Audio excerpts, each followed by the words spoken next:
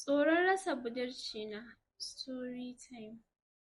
Tsoron da nake ji na rasa budurcina yasa naje na faɗa hallaka. Gidanmu suna da wani al'ada inda budurwa tayi aure za a gwada a gani ko ta kai budurcinta gidan miji. Idan kuma baki kai ba, ko in ce family ɗinmu, idan kuma baki kai ba, iyayenki za su fuskanci ƙalubale da dama. Haka yasa duk yanda za a yi na kare budurcina nayi. Ban san da cewa zan kai kaina ga hallaka bane. Ƙawata tana yawan nuna min yanda take samun kuɗi. Ni ma kuma ina sha'awan hakan. Amma da ta faɗa min yanda take yi take haɗuwa da maza da dama suke bata maƙudan kuɗi.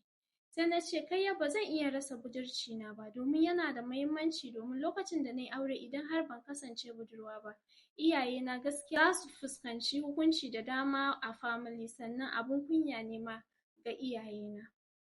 Haka yasa ta ce min ai akwai hanya da dama ba sai na rasa budurcina ba. Da ta nuna min da cewa namiji zai iya saduwa da na mace ta baya, sannan ma maza da dama sun fi son haka kuma an fi samun kuɗi ta haka. Ai kuwa na ji hakan yayi min, na ce mata hakan yayi min, ni zan yi. Tun daga wannan lokacin duk wani namijin da yake son ya sadu da mace ta baya, ni take kira, ni suke kira. Haka yasa na tara kuɗi sosai a cikin ƙanƙanin lokaci. Da iyayena suka tambaye ni ya aka yi na samu kuɗi, da yake na gama makaranta, sai na nuna musu ai na samu aiki ne a NNPC. Ba su san da cewa aikin nan kuwa bayana nake badawa ake saduwa da ni. Ina aikata hakan, sannan kuma ina ƙoƙarin yin treatment yanda ya kamata. Akai-akai duk lokacin da na yi wannan abun, duk bayan wata 3 ina zuwa na je na yi treating kaina. Amma haka bai hana na kamu da wannan cutar na kasa riƙe bayan gida ba. Na fuskanci bana iya riƙe bayan gida, na sanar da ƙawana ga abin da yake faruwa. Ta ce min kar in damu, wannan ƙaramin abu ne, za mu iya zuwa asibiti domin a yi min magani. Na zagaya asibiti da dama amma gaskiya bai samu ba. Sannan ga kuɗin da nake samu yanzu ya ragu, tunda dai mazan ba sa samu na yanda ya kamata. Domin hankalina ya tashi yanda na kasa riƙe bayan gida. Dama ina yi ne saboda ta ce min babu wani illa idan har ina yin treatment yanda ya kamata. Amma kuma gashi yanzu da treatment ɗin ma sai dai ga abin da yake faruwa. Sannan idan na shiga cikin al'umma za ku ga mutane na rufe hanci. Wasu suka ce wai ƙarni nake yi, wanda har wasu mutanen sun fara guduna ba sa son zama da ni. A kuɗin da na samu na siya ƙaramin gida, sannan ina da mota ɗan daidai. Sai dai kuma gaskiya yanzu babu wasu kuɗi sosai a hannuna. Account ina da na kulle kuwa ina jin tsoron tafiya banki buɗewa, domin duk inda na shiga yanzu mutane watsewa suke yi.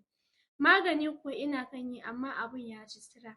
Garin tsoron kar na rasa budurcina, yanzu nan ina neman rasa rayuwana ma baki ɗaya.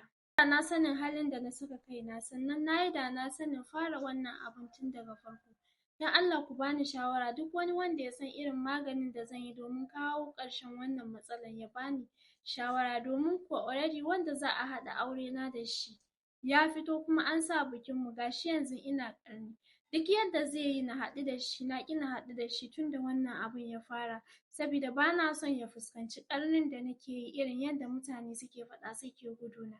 Don Allah ku bani shawara ya zan yi.